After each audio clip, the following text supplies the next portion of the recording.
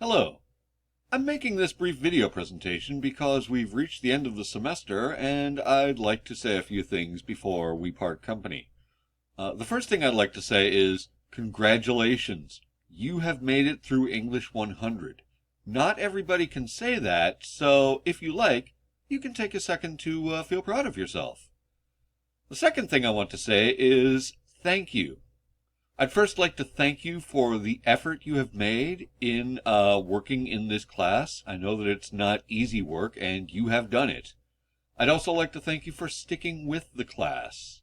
Many students don't go all the way through a class.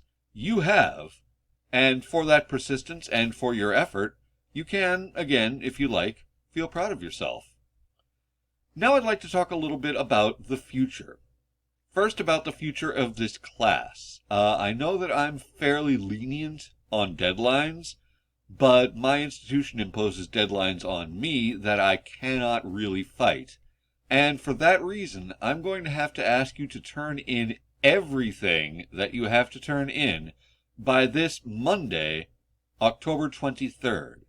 I cannot accept any work that I receive after October 23rd. I'm sorry about that, but there's really not much I can do considering that I work in a large institution. I'll have the grades posted as soon as I possibly can. And if you want to know more, you can, of course, email me. Next, I'd like to talk about a little farther into the future. What will you do after this class?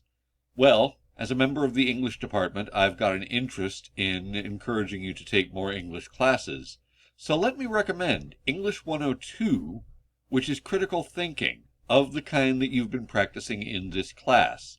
In English 102, you will read texts, and you will consider how those texts make their arguments, and you will probably construct arguments of your own. You'll continue thinking critically about everything you see and hear. I can also recommend English 135, which is business English. That specializes in the specific kind of language that business people use to communicate with each other. They write different kinds of communications than classroom essays, and so in English 135 you can study those kinds of communications, make models for yourself, and learn to communicate more effectively within that professional environment. And that takes care of as much of the future as I can imagine. So I'd like to finish, and from the bottom of my heart, I'd like to sincerely say thank you for your time and attention.